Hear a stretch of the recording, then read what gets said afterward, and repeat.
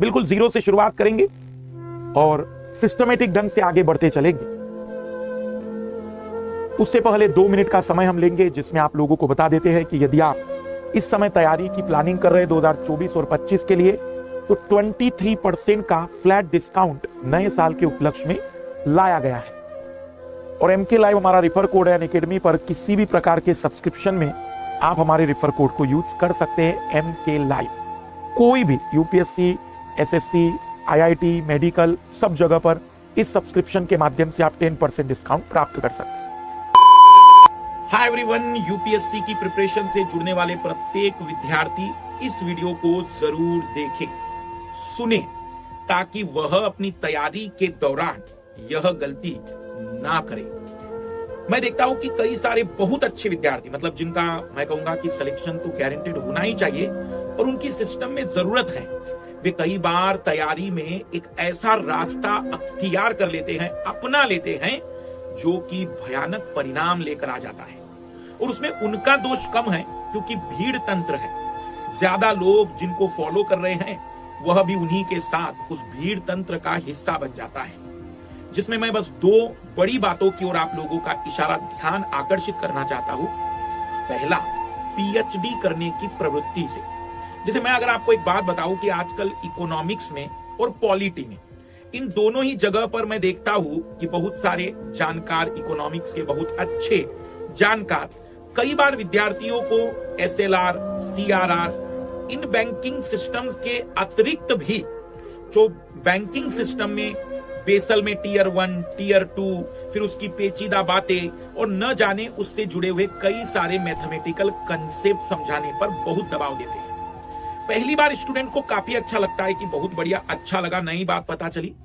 लेकिन अगर आप ध्यान से देखें तो UPSC के मेंस में आपको वो सवाल शायद ही कभी मिलेगा। प्रीलिम्स में भी UPSC जब आपसे पूछती है तो वह कंसेप्चुअली आपसे जानना चाहती है कि इसके मकसद क्या हैं, इसके उद्देश्य क्या हैं, बेसल मानकों को लागू करने पर क्या परिणाम आ पाएंगे, ऐसी बातें। वो तकनीकी ज्ञान को जानती है कि विद्यार्थी तक कोई जरूरी नहीं है। फिर ऐसे ही पॉलिटी में होता है। पॉलिटी में लोग फंडामेंटल राइट्स को इतना विस्तार से पढ़ाने में विद्यार्थी को लग जाते हैं कि हम ये देखते हैं कि विद्यार्थी बहुत टाइम फंडामेंटल राइट्स में व्यर्थ कर देता है। उसका परिणाम होता है कि विद्यार्थी 2 साल तक इतना अद्भुत पढ़ चुका, लेकिन जब परीक्षा में प्रश्न ही नहीं आए उससे जुड़े हुए, तो उसको लगा कि मैंने फिर 2 साल में क्या किया। मेरी आप लोगों से विनती है, UPSC की तैयारी को आप सिलेबस के अनुसार चलने दीजिए। आप ऐसी गहराई तकनीकी शब्दों को कोई जरूरत नहीं है।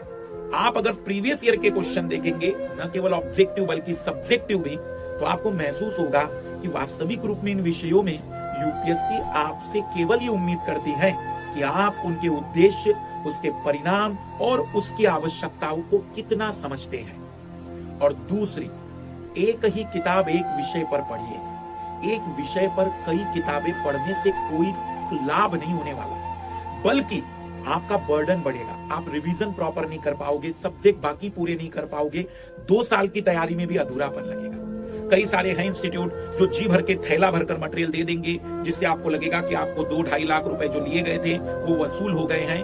वास्तविक रूप में वो थैला रद्दी के भाव आप 2 साल के बाद, 5 साल के बाद बेचोगे। ज्यादा जरूरी है आप एक सब्जेक्ट की एक बुक उठाइए और बहुत बढ़िया से बार बार उसको दोहराए। इस वीडियो के माध्यम से मेरी 2 बातों पर ध्यान देना। संक्षिप्त में रिवाइज कर दूं। पहला, ज्यादा तकनीकी और गहराई या PhD करने की प्रवृत्ति से बचना। और दूसरा, एक विषय पर कई सोर्सेज से ज्यादा जरूरी है लिमिटेड एक ही सोर्स को कई बार दोहराना। मुझे जरूर कमेंट्स करके बताइएगा कि आप इनमें से कौन सी गलती कर रहे थे या आपसे कौन सी गलती हो सकती थी। और ऐसे ही वीडियो के लिए बने रहिएगा। फिर मुलाकात होगी। Best of luck.